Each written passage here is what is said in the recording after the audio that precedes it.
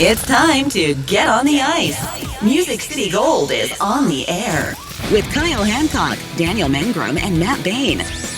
We are Smashville's best fan-driven podcast, featuring news around the league, the Predators, and the occasional hot take or two. Part of the Penalty Box Radio Network, you're listening to Music City Gold.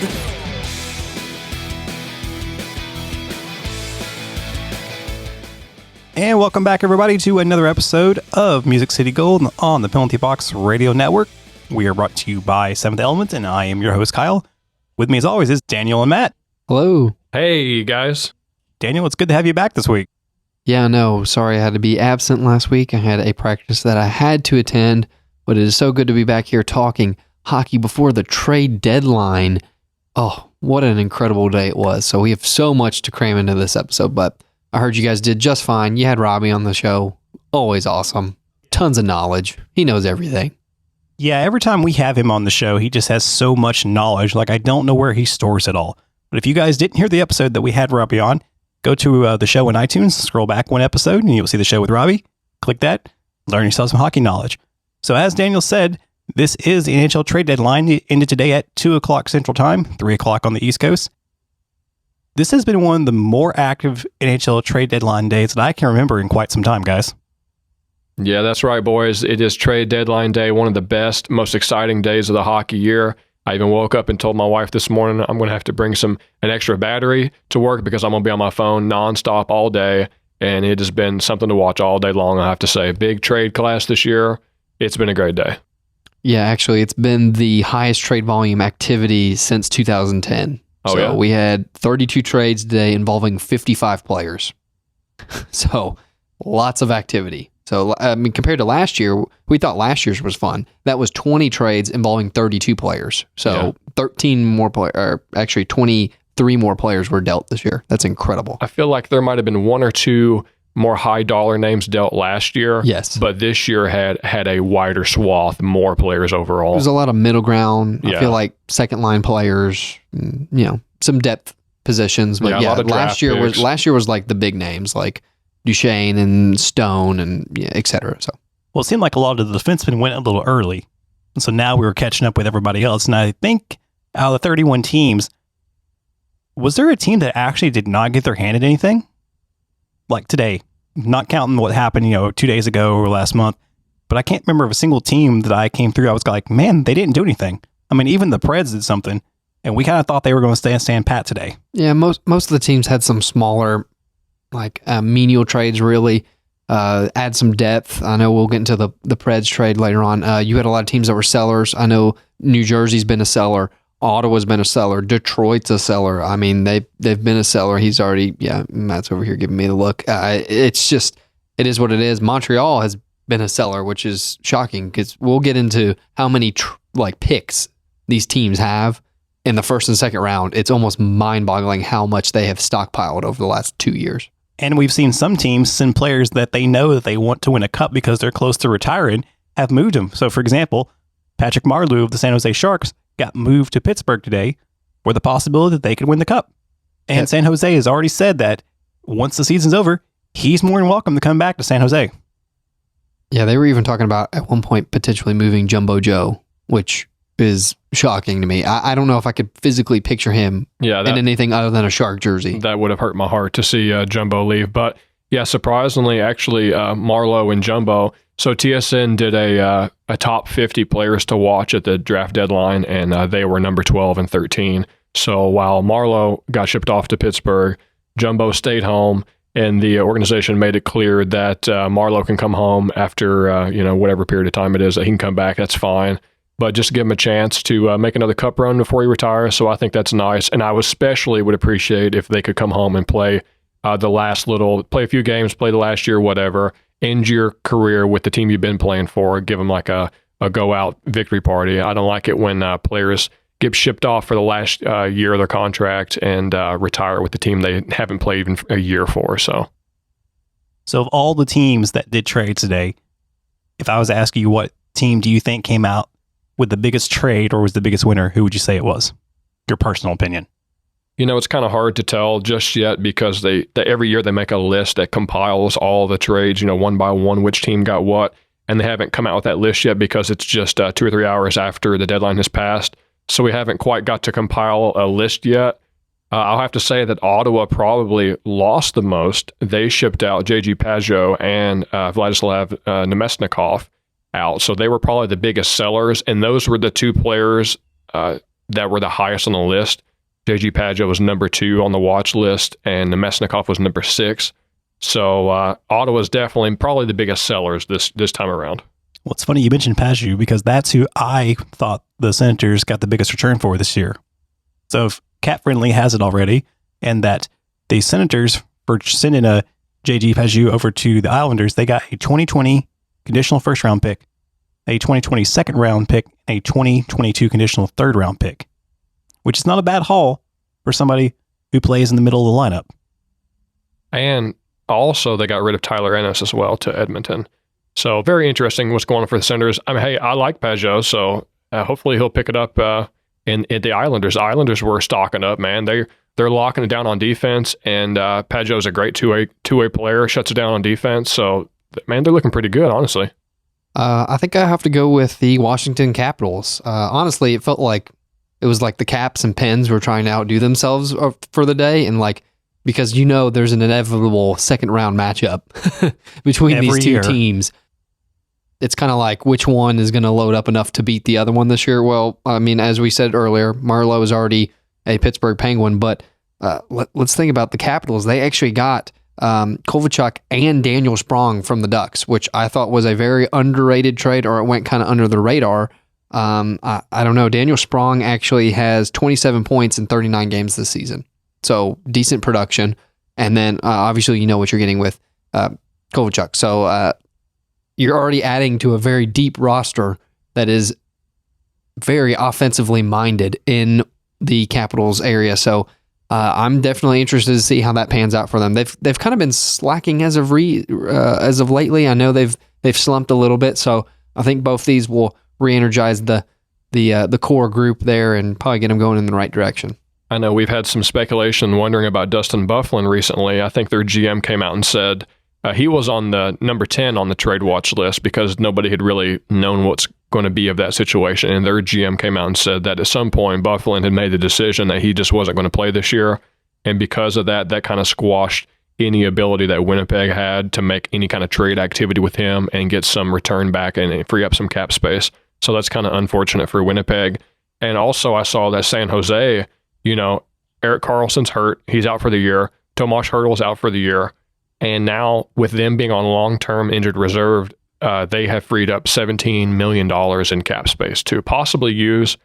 It doesn't look like they really did anything with it, but I thought that was pretty interesting. That's a lot of money to be sitting on the bench. Yeah, I actually also liked the pickup of the Vegas Golden Knights. They actually got Robin Lehner at the end, towards the end. They dealt Malcolm Subban, Demon, and a second-round pick to the Blackhawks, and then they retained 44%, and then no. Toronto retains 44%, and then Chicago retains 50%. It's a very technical trade, and Toronto gets a 5th-round pick as well.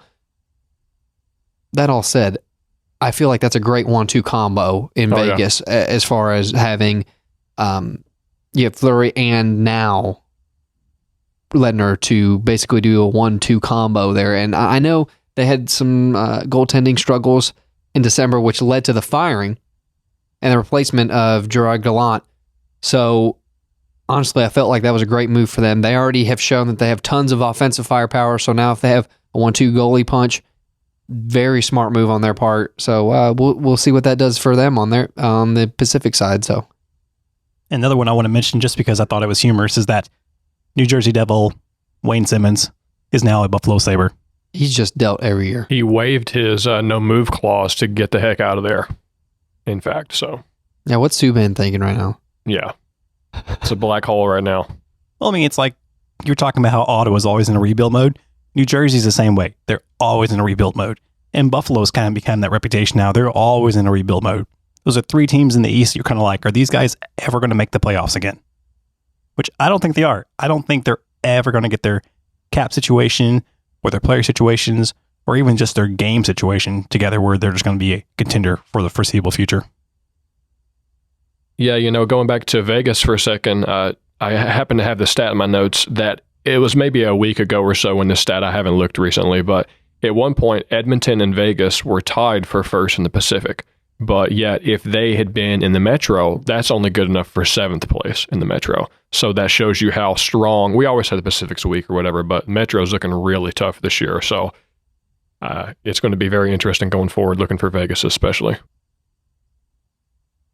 We'll switch into league news real quick before we get into the trades. It's been about 2 weeks since we recorded last, and there has been a few kind of high-profile things that have happened in those 2 weeks. The first one on February 10th, the Blues were at Anaheim, and J. Bouwmeester actually collapsed on the bench and had to be revived with the AFib machine. Yeah, very scary situation on the bench. I was actually watching some of this game live too, and the players were physically picking up the bench to move it out of the way so that the ENT staff could do their job. And they said that the Ducks physicians were there so quick because they were in the other tunnel, obviously, so the motion for him, but they had like full-fledged doctors on him within 25 seconds. So if you're going to have a problem, that's probably the place to have it because they more than likely could have saved his life right there. Yeah, it was kind of remarkable at how even the teammates immediately, you could see there was a clip. I just saw the highlight, but the camera's kind of panning over the players, and in the background you can see Bouwmeester, and then immediately one or two of the teammates, motion over for the training staff. And it's incredible at how, guys get knocked down all the time, but to see that something was different here. This wasn't just he was bending over in pain. This was something unique, quite a unique situation. They immediately recognized it, and really a hats off to the teammates and the training staff to handle the situation correctly. I think it was said that he had to go have surgery to have some kind of a defibrillator machine put in his heart or whatever. And so it was a scary situation to be sure, but we're glad for sure that there was staff on hand to be able to take care of that. Yeah, the machine he had put in was called an implantable cardioverter defibrillator, and it restores his heart's normal heartbeat rhythm. Yeah, and that's a super sad situation because if you're thinking about it, like these are professional athletes who have great cardio. I mean, way better than my routine. I can guarantee it. So when you see someone have a heart condition like this, like a cardio problem, obviously it's some sort of underlying condition, some sort of, it's genetics, and it's very sad because he might suffer with this the rest of his life. So hopefully they can get it under control with this new machine and he can be back out there because obviously we don't want to see his career end like this. But it is very scary considering he is a peak professional athlete and this still can happen to anyone. And another situation that could have turned scary was on February 14th, the Oilers' Cassian was suspended 7 games for basically trying to kick Leiden's Eric Cernak during a pileup with Cernak and fellow Oiler Josh Archibald. Saw a replay of that. It's the dumbest thing ever. I was like, really, dude? You just got off as a suspension. Yeah. And you take basically a kick at a player's face with a skate blade. Yeah, with a razor sharp blade. I'm going to try to kick you in the chest with it. Like, I'm sorry. I probably would have tried to suspend him longer than this amount. I thought it was a little weak. I think a lot of people had the same sentiment online from what I was reading. I felt like maybe 10 games should have been more or less the actual punishment. Some people were calling for the rest of the season. I mean, it was a blatant anger reaction. Like he just reacted in the heat of the moment. And the only problem is when you're kicking someone with a skate, like you can seriously injure that. Like, I mean, really bad. Like you could kill somebody doing stuff like this. So it is not to be trifled with. And I honestly think it should have been longer. Yeah, I think they said they offered him an in-person hearing, which automatically means they can give you more than 6 games. But I think it was said he declined that in-person hearing because that would have taken like a week to get done. And in limbo, he can't play until they have a decision finalized. So in order to just speed up the process and get it over with so he can get back on the ice, he just said, skip the in-person hearing, just give me whatever you give me. If you're going to do something that dangerous, no, you don't get the way of it. You're coming up. You're going to be in limbo because you put another player's safety at risk. It's very interesting. Last week, Evander Kane got suspended as well, and he had some really harsh criticisms. He had a whole statement online to the NHL player safety department, and everybody was kind of critical, a couple years ago when they hired George Peros to be the head of the committee.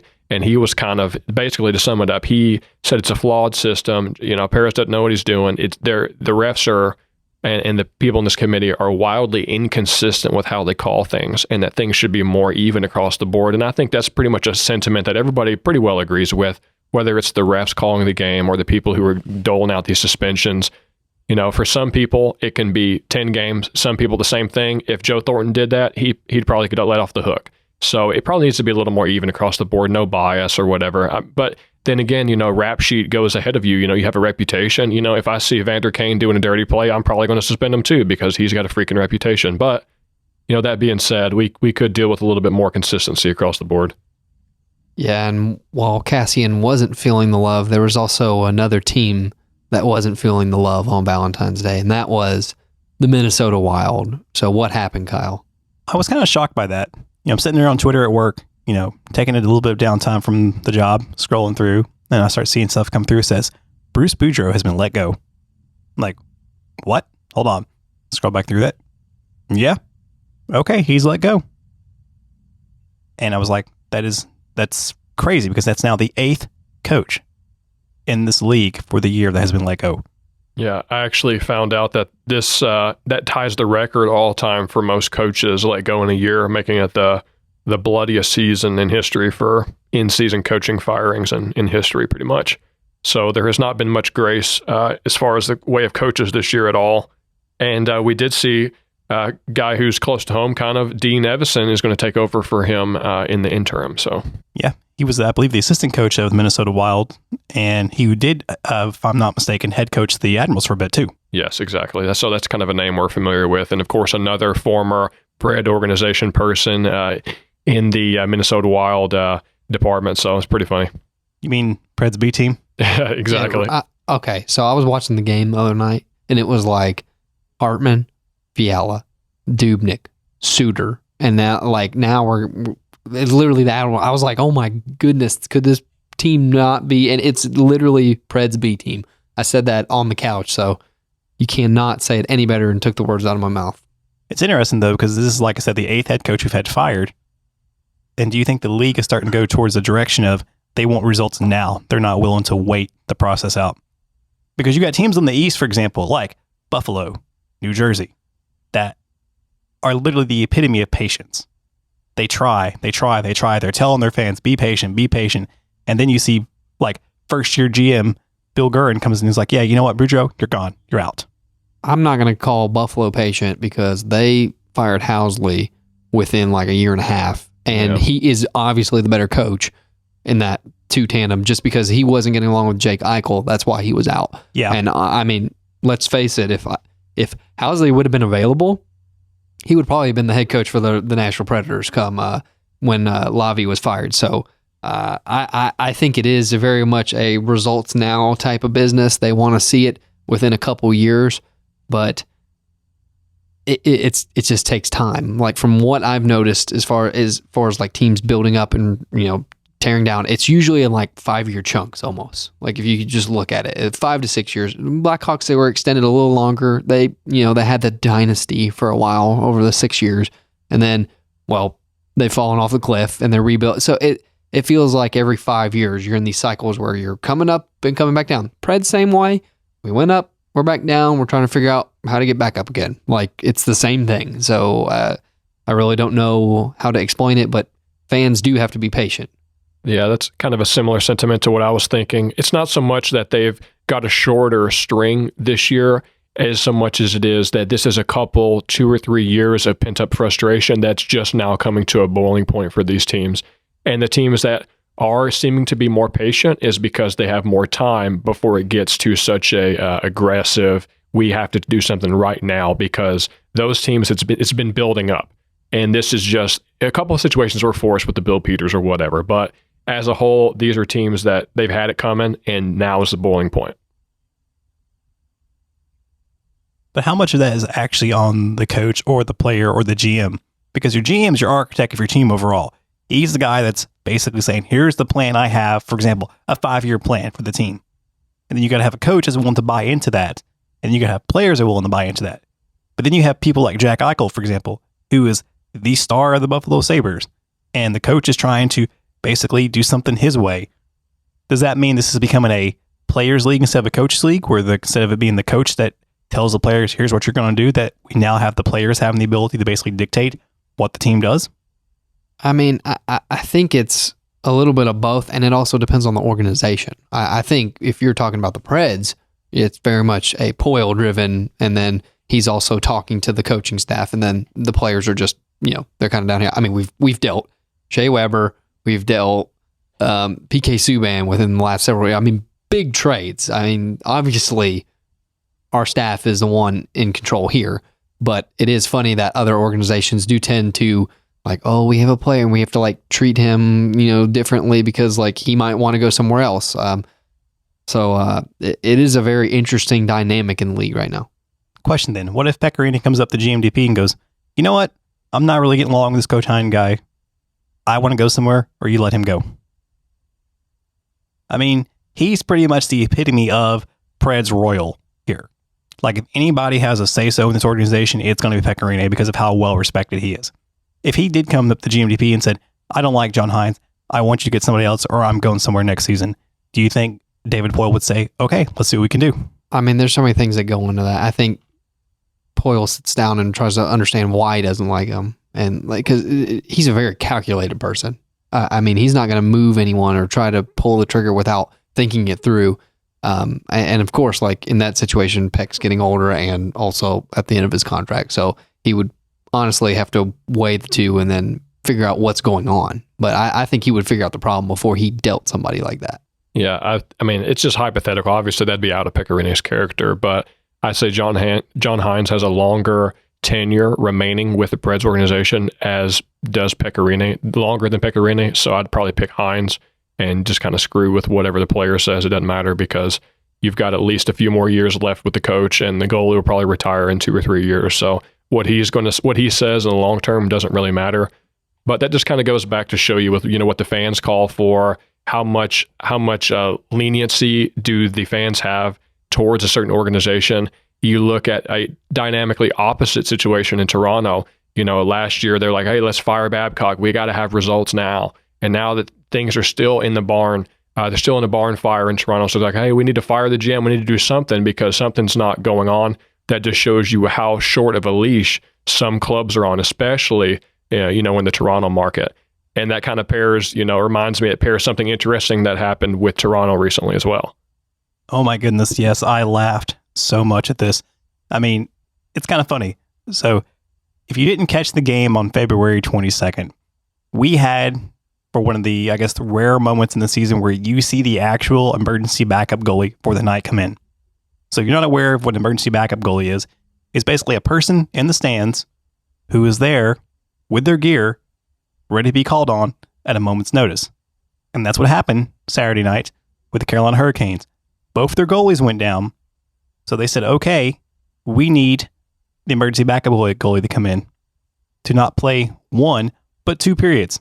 I mean, first of all, it's bad luck on the Hurricanes. Both their goalies get hurt, basically, in the first period. Second period comes around, need emergency backup goalie. And the Maple Leafs say, okay, cool, we've got this 42-year-old Zamboni driver for the Toronto Marlies named David Ayers, and he can play. And the Canes are like, all right. Bro, they didn't even know how to spell his name. Yeah, they were having to stitch up a jersey. They were stitching it, and they were you could see the paper, and it was misspelled, and they scratched it out, and then they started writing his actual name. Like, he had blue pants and a blue goalie mask on because he plays for the local Toronto. Yeah, he actually practices with the Maple Leafs. I know. It was hilarious. So, he gets out there, second period, lets 2 goals in, and it becomes all of a sudden instead of a 4-1 game, a 4-3 game. Yeah, it was looking bad there for the first couple of minutes. I was watching that. But to be fair and credit with the Canes, they told him, they said, we don't care if you let 10 goals in. You have fun, because they are pretty much like, you know what? We're kind of screwed. I mean, they were good sports about it. Somewhere, Scott Foster in Chicago is just cheering this man on from his accounting office. So, the second period ends. It's 4-3. They come back to the third period, and this man stops the next 8 shots, holds them scoreless, and the Canes go on basically to win 6-3. But, bro, 8 shots? Like, he's an emergency goalie, and you only shoot 8 shots. That's horrible.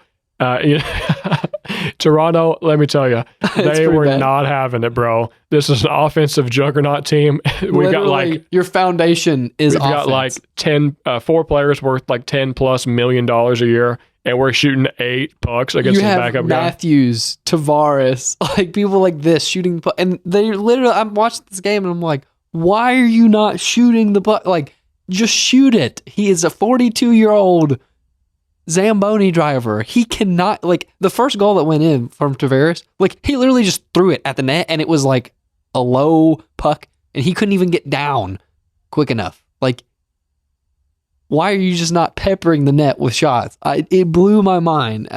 I've seen some crazy Toronto reaction online too. The fans went nuts. Basically, yeah. He got embarrassed. Toronto got embarrassed on a national level. It wasn't just an emergency. It wasn't just Carolina beating them. It was a emergency backup goal. He doesn't even play in the NHL. He is the AHL Marlies Zamboni driver. And he's from Toronto. So Toronto gets beat by their own AHL Zamboni driver on a national level. What's crazy is he played 2 periods. Yeah. That was the thing that blew my mind. He actually played 2. Like, Scott Foster only had to play like a short period of time before, like before he actually, got the win. No, he played almost 2 full periods. Like, do not tell me that you could not have shot more pucks on net in almost 2 full periods. Like, I don't understand. How does the Toronto coach simply just go, guys, just shoot? Oh, he was mad. Just shoot. Oh, yeah. He was so mad. When that game ended, did you see him turn and just walk straight back? Because he knew he was about to get roasted in the press conference afterwards with the Toronto media. The best part, though, is when David Ayres comes out. And of course, all the Canes, they're tapping him, saying, good job, get to it and stuff. Rod Brindamore on the bench. The look on his face is incredible. He's just like, are you serious? This is who it is? Yeah. And Steve Dangle, if you haven't listened to his video, has the best reaction. It's basically 6 minutes of him screaming that Toronto lost to a 42-year-old Zamboni driver. He, of course, if you don't know Stephen Dangle, lifetime Leafs fan, has a YouTube video where he just rants on the Leafs all the time, and he says this is the most embarrassing loss in Leafs history. And I have to say, I'm not a Leafs expert, but that sounds about right. I have to say, it's pretty bad. It's pretty bad, and I mean his neck vein is it's literally bulging out and about to explode in this video. It is well worth a watch. That was a good watch for sure. I mean, let's be honest though. David Ayres has this story of a lifetime. He got $500, has a jersey with his name on it. The Canes are eating it up. They're flying him down to Raleigh tomorrow. He's going to sound the siren for their game. They're basically making him like a media star. And I can't blame them because that's epic. Now, the funny thing is that because this happened in Toronto of all markets, they've already talked about that there may be a change to the emergency backup goalie rule because of this. Because I was telling Daniel before the show, we were talking about this for a moment. Of all places for this to happen is in Toronto. The Hockey Hall of Fame is there. Go down the street, man. The NHL headquarters is there. Everything about hockey is right there. And the Leafs had this happen to them in their own backyard. So they were like... He's got the 2-tone blue and red jersey scheme going on, man. They're awful. Because apparently... So the Hurricanes are not strangers to this whole emergency backup thing. The last time this happened to them, they had their own equipment manager, George Alves, come in 2017. Well, the league shut that down and said the emergency backup goalie cannot be somebody who works for the team. Oh, really? Yeah. So I didn't even know that. They didn't have a choice. And it makes me wonder, why did Toronto pick a 42-year-old Zamboni driver as their emergency backup goalie? You're in Toronto, again, of all places. People play hockey there all the time. You have tons of young minor league goalies that could be honestly better than David Ayers. He got the job done, though. He got the W. Yeah, he did. Scoreboard. Guess what? The storm surge is coming. Oh my gosh. Oh, I can't wait for it. Oh, I would have loved for them to do a storm surge on the Toronto. I mean, obviously, like Toronto fans would have had an absolute fit, but he is a part of the storm surge now. Yeah, I was thinking, official. I can't wait for them to get back in Carolina and see what kind of nonsense dance or jive they do this time. They said they were going to declare the day like David Ayers Day. Oh, wow. I was like, oh my gosh. Like, that's just rubbing it in, too. Like, just send that one straight to Toronto media. Just let's send it right there. Rub it in and just hit send. It just reminds me, for example, like Chris Mason of the Preds broadcast team. He was a former goalie. Like, if we were in that situation, he couldn't play for us. We'd have to go rely on somebody else. And so what I think is going to happen is if they do revise the rule, I think they're going to make it so that it's got to be somebody of probably between 20 and 30, somebody who has a very filled hockey resume. It's not just basically a men's rec goalie. It'll be interesting to see. I mean, it's kind of small. This is a small fry issue. This happened like once per year in the last 2 years. And before that, I can't think of any significance really. Because the emergency backup goalies that's come in before haven't really made an impact other than Scott Foster getting basically a shutout and then this guy coming in and winning the game. The reason this is a big deal is because it's Toronto. If it wasn't for it being Toronto, this wouldn't be a big deal. So I'm interested to see how high of a priority this is on the list going forward and to see if they do make any changes to it. I don't know. Yeah, everybody likes poking a little fun at Toronto because they think they're all that. But Matt, I have to ask you now. Oh, what are the Red Wings going to do? Bro, what would the Red Wings do? Don't even get me started on the Red Wings. They're already out. Dude, that was so sad. Before the trade deadline. Yeah.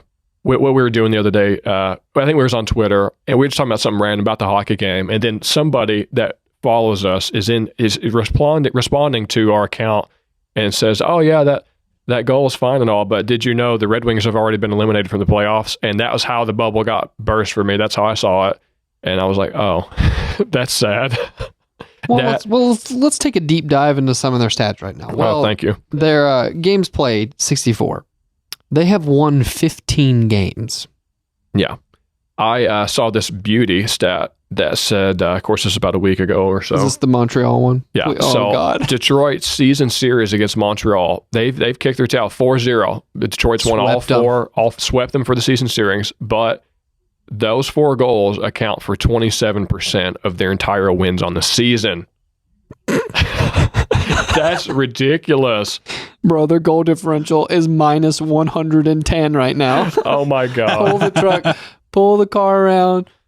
It's so bad. So, Matt, I want you to take your jersey and just burn it. Is this officially the lowest it can be for like? Yeah. There's no going lower. You've been a Detroit fan for life, obviously. So this is it. This is the earliest a team has been eliminated from playoffs since '95. So you mean the Red Wings era? Yeah. Yeah. And now here it is, however many years later, now Detroit's out. It's not even the trade deadline. And so here's what's going to piss Red Wings fans off. They're not going to get the first all pick. 2 of you out there, yes, is we have about an 18% chance to win the draft lottery and get Lafreniere.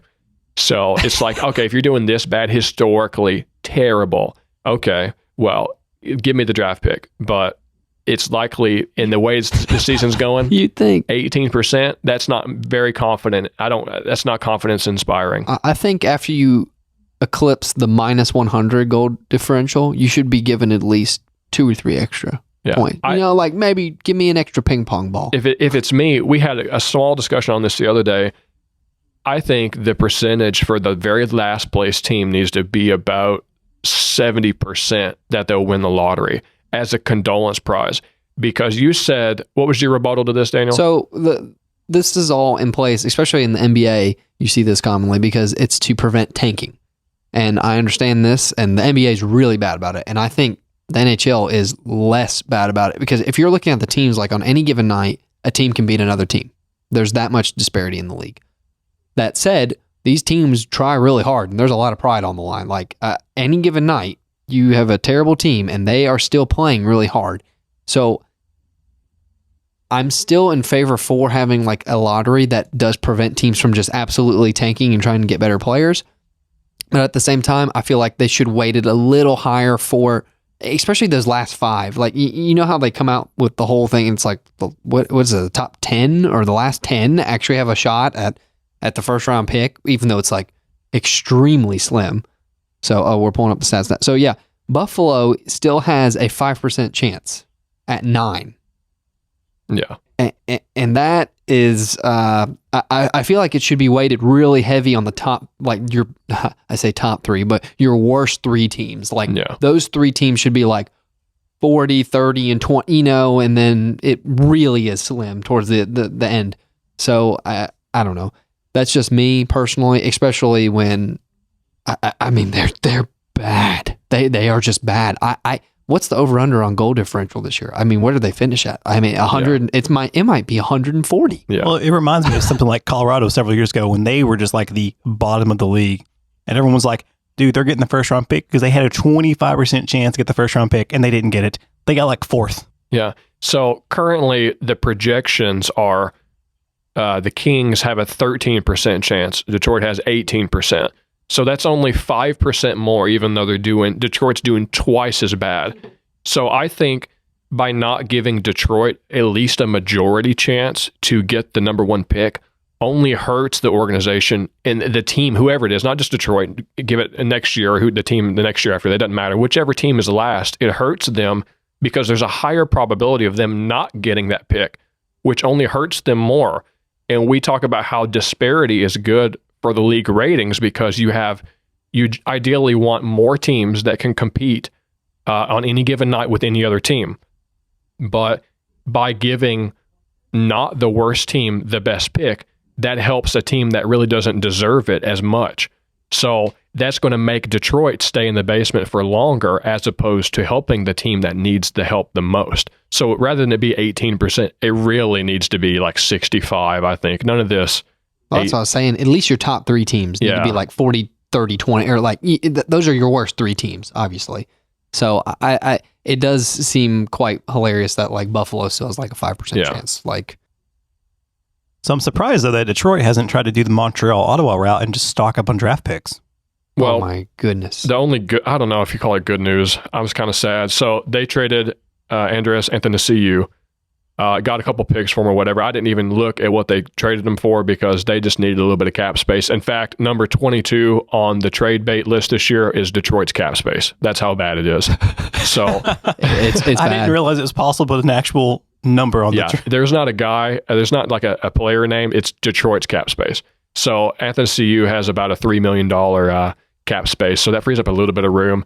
It's kind of sorry to see him leave, is one of the best players there for Detroit. But he's so fast too, him and McDavid. Oh my Lord. So he gets traded to the Oilers. So his speed and McDavid's speed, somebody said it's going to be like a Dragon Ball Z fight where you can't see anything until it's over and the puck's already in the back of the net. Yeah, it's going to be fun to watch. So I can't imagine. Good for him. You went from the basement of the league to playing with McDavid. So that's a pretty good deal for Anthony CU. So maybe get better greener grass on another side of the fence. Look at those picks. I know. So while Matt was talking, we pulled up the Ottawa Senators picks and the Montreal's Canadiens picks, and it's kind of ridiculous. So the Ottawa Senators for the 2020 draft have 7 picks in the first 2 rounds. 7 picks in the first 2 rounds. Wow. That's amazing. I hope this class is deep for them. They've really gone all out for this class. Wow. 7 draft picks. They have 13 total within the six rounds. I love it. That's excitement, baby. And then you've got Montreal with 14 over here.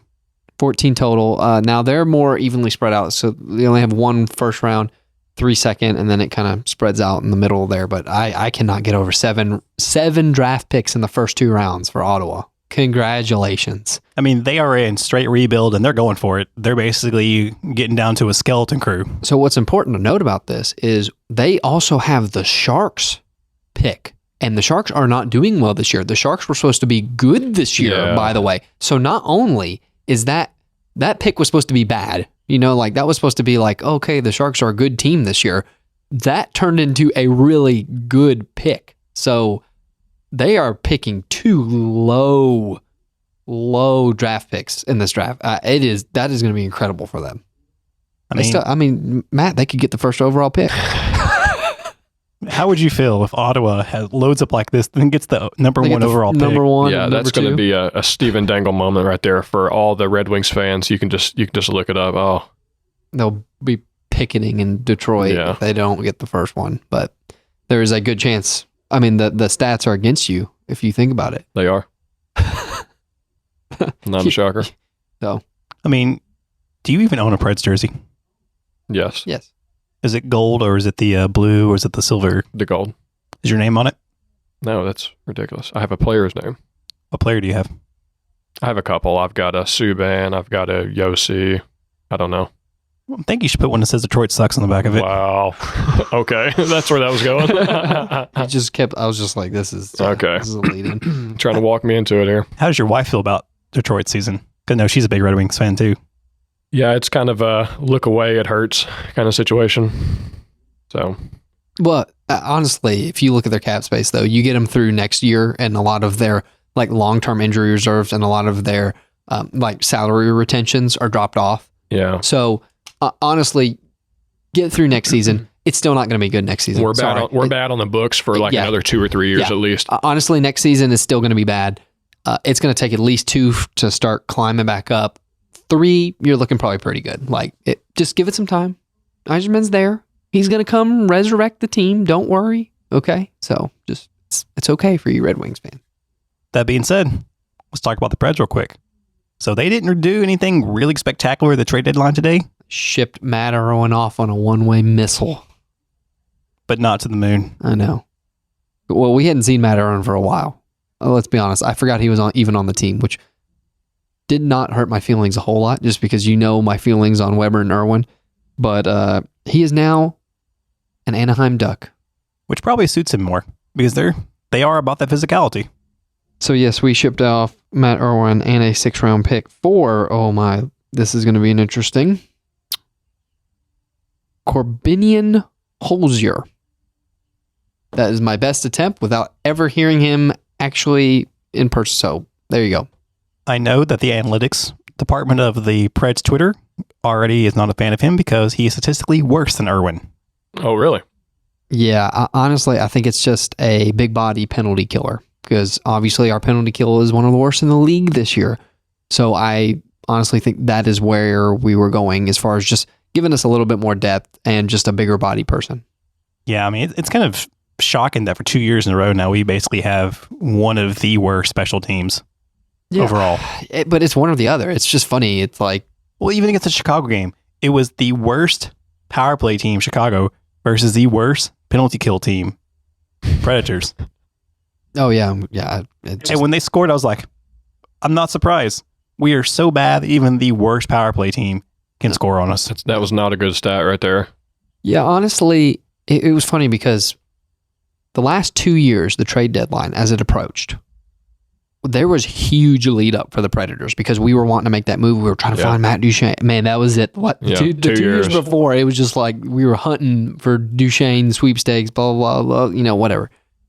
That's how it was for the last 2. This trade deadline, it was coming up, and I just knew we weren't going to do anything because we're right at that line where we're hovering. We're actually trending up, which I'll get into a little bit in a minute. But you're not in a playoff position, but you're right there. You have games at hand. The team seems to be doing a little better, but you don't want to sell all out. I mean, because granted, you could have tried to pawn off Granlund and Smith and gotten, tons of draft picks. But at that time, then you're saying, okay, the season's over. Like, you're essentially saying that to your staff and to the rest of the players. So this year, it just kind of seemed like they were going to stay pat, and that's what happened. And honestly, in my opinion, Ryan Ellis coming back is your trade line acquisition. Like, he's coming back. He looks pretty good, actually. I mean, he looked fantastic the other night against Columbus. So that is a great sign, and that's honestly where I thought we were going to be. Ellis comes back. We don't do much. Maybe add a little depth. What do you know, a defenseman? And that was about it. Outside of signing Rocco Grimaldi. Yes. Now, as soon as this happened in our text group, we started talking about this, and honestly could not believe that we got this done for $2 million a year. Phenomenal. That's my kind of deal right there. Let's go ahead and mention the big stat on him, really, is that last year he was on a $1 million contract. He had 30 points. And that 30 points was 4 points fewer than Johansson and 8 points fewer than Matt Duchene, who each make $8 million. Yeah, he has 30 points this year in 58 games. Yeah. And he's only making $1 million this year, and he's going to only make $2 million the next 2 years after that.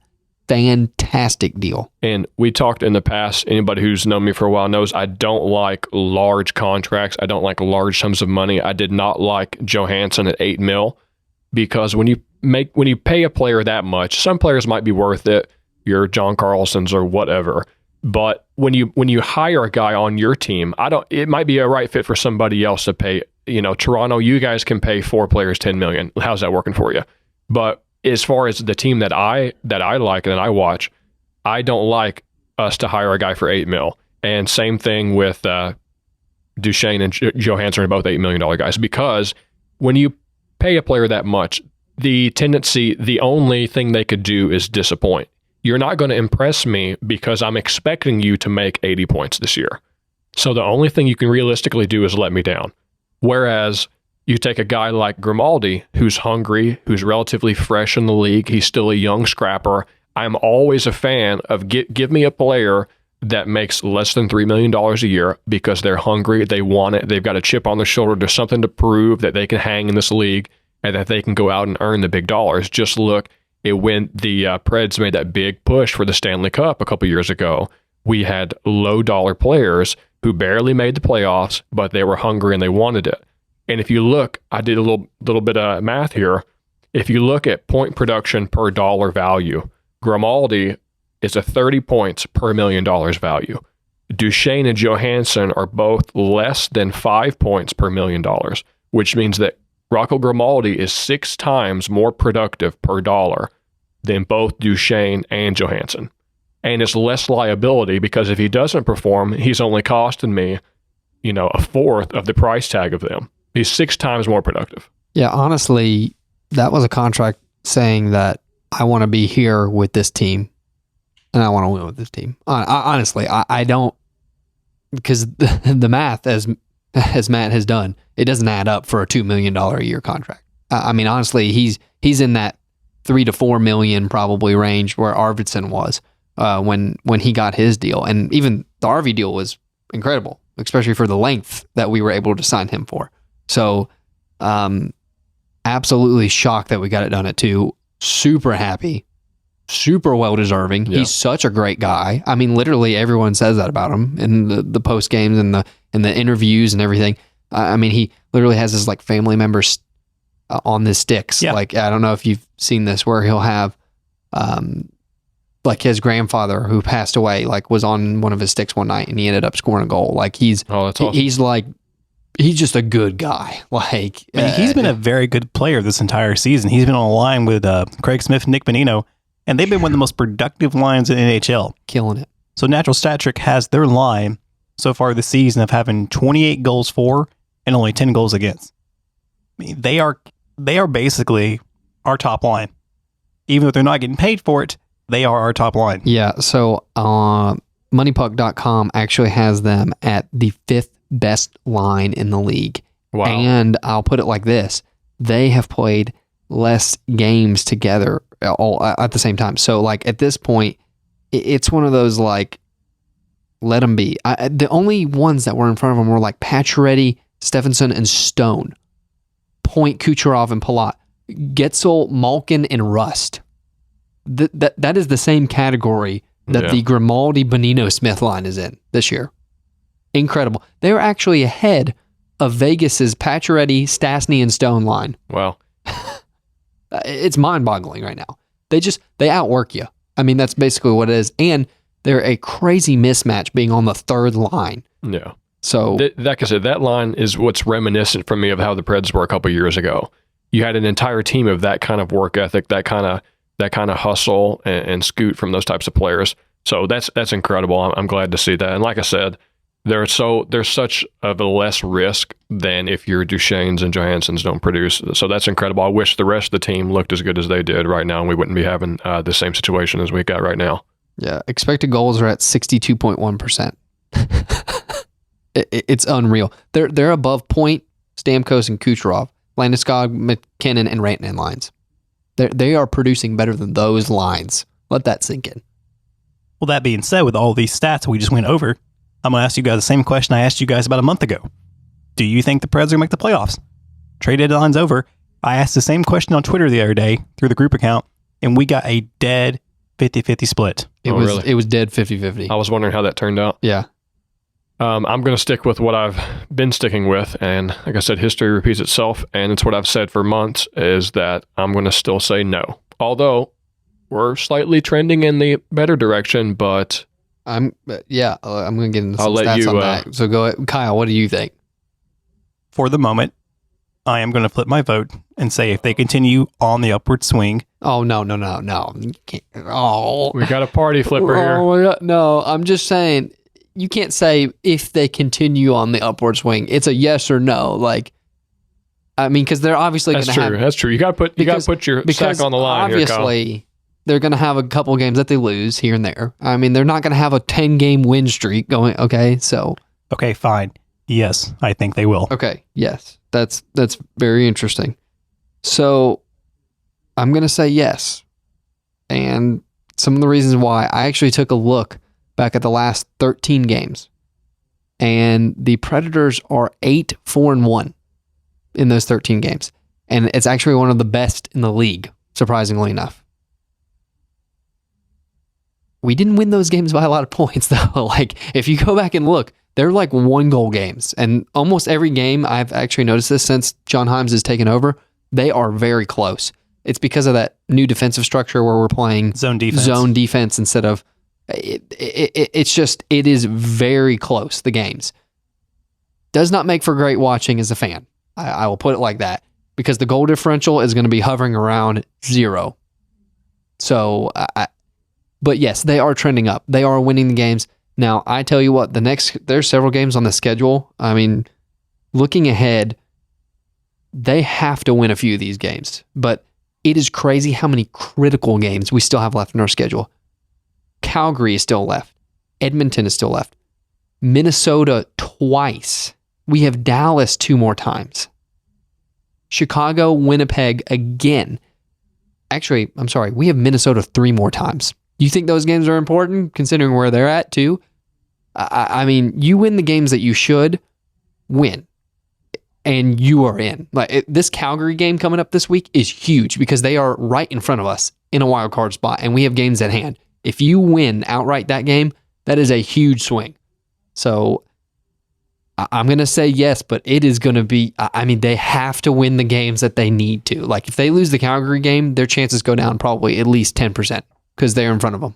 You know, I thought it was interesting. I saw a tweet. TSN Sports today said the Preds have a 73% chance to make the playoffs. And I don't know where they're getting that from because the Preds haven't been in a playoff position like all year. So I don't know where they're suddenly, maybe they're looking in the future in the trending direction, but... It's the games at hand, honestly. Yeah, that might be one of the main factors. Because some of the teams that are in front of them, like I said, Calgary, like if you win that game, that is huge. Absolutely huge. Like you need to win that game. Actually, we even face, I believe, Arizona. So we face Calgary and Arizona, which are the 2 teams in front of us in a wild card position, and both those teams have played more games. So the thing is about Arizona is they've played 4 more games than us, but they're only 2 points ahead of us. So I understand where they're getting the math, but like I said, they have to win those games. They need to win Calgary. They have to win the Arizona game. Well, this is what sucks.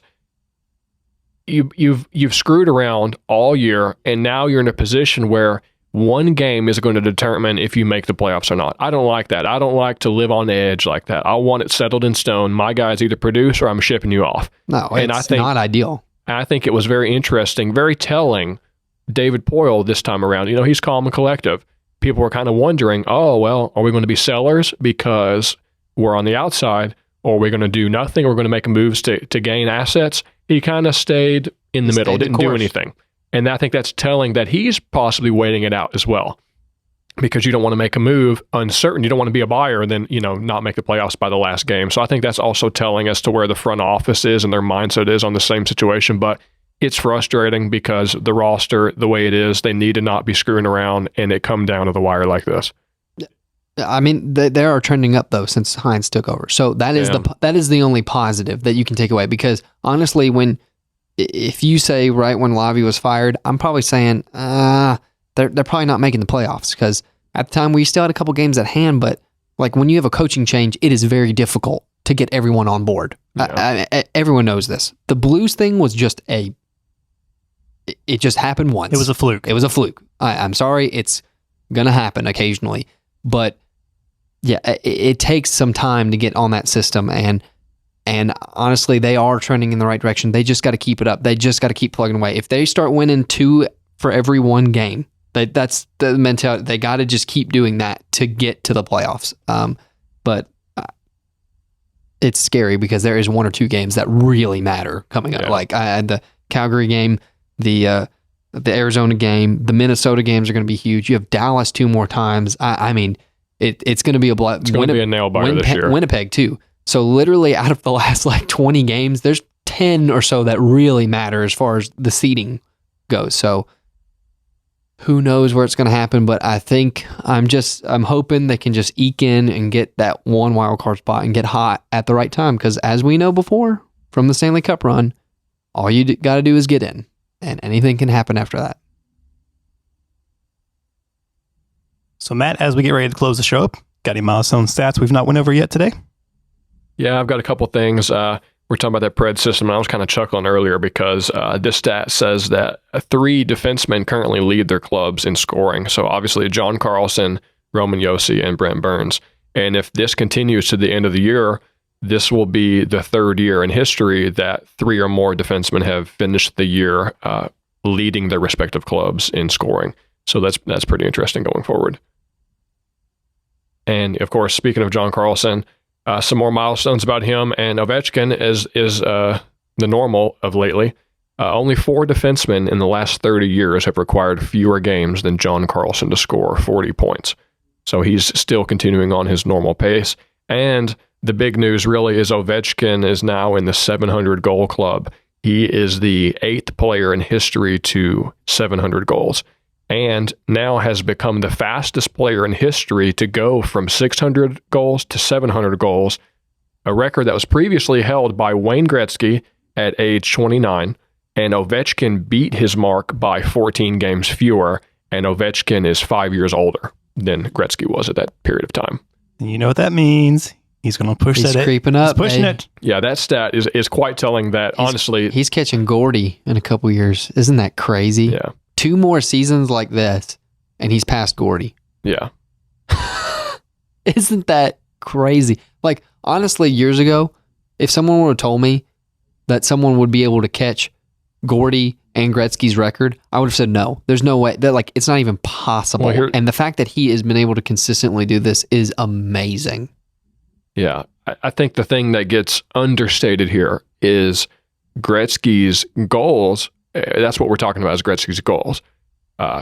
Is Ovechkin catching that? But I don't think Ovechkin will not catch Gretzky's assists, his points. No one ever. Yeah. I mean, it's Gretzky, thousands. I think, has more points in all-time list than anybody else, even if he scored no goals at all, because he had so many assists. Yeah, his assists are off the charts. But just the fact that you can beat Gretzky in goals, I mean, that's pretty telling. Or you're on pace, and you're in the discussion, so that's a big deal. But I don't know. I mean, he's the 8th player ever to do it. Yeah. I mean, he is in the best club to be in. I mean, it's unreal. And what's crazy is 1 more year, and he's like in the top 4. Yeah. He's on pace for that. And then 2 years from now, he's literally hit, if he's still on pace, doing what he's doing right now, he will hit 800 goals, which is like way better than Sidney Crosby. That is the best of the best company. If you're looking at Matt, it's Gretzky and Gordie Howe.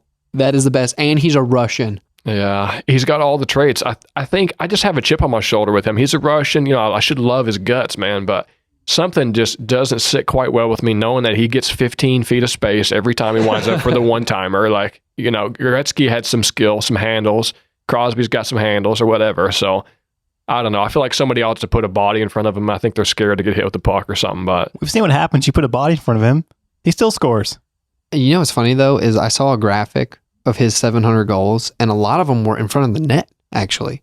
So, because he goes to the net a lot, and he gets those. So, it's actually shocking because everyone's like, oh, that's his office. Well, yes, he does get a lot from that spot on the power play, but a lot of his other goals are like down and dirty, like in your face goals. And I think that's one thing that people don't understand about him is he knows where to get the puck.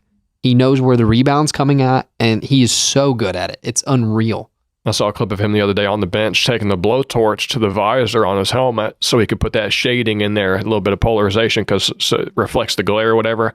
I think he put that blowtorch on it and made the visor darker. I didn't know that's how it's done, or I don't know if that's how it's supposed to be done, but by God, Ovechkin was doing it. So Russian ingenuity. That's right, baby. They don't screw around in Russia, man. Yeah, I don't know.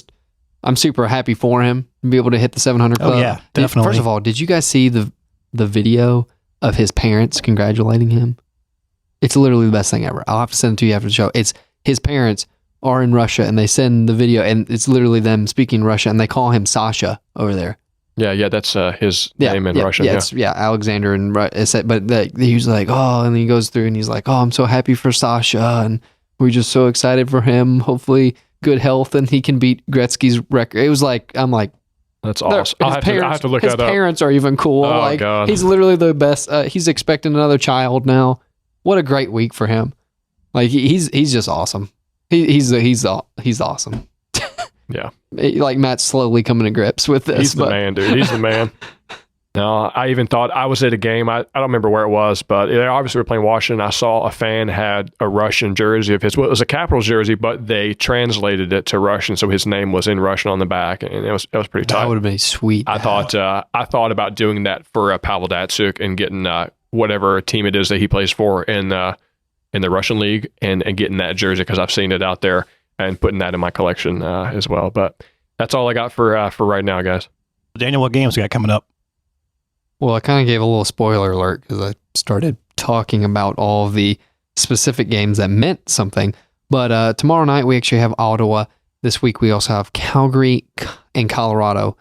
Next week after that is Edmonton, Minnesota, Dallas, and Dallas. Whew. And by that time, we should be recording again on Monday, March the 9th, which is crazy because we will be this close to the end of the season. This close. It has been a very fast season. Yeah. I mean, we will probably get 2 more episodes in before the playoffs, and hopefully we can get to the playoffs. But then it's playoff time, baby. Bracket time. I mean, here's the deal.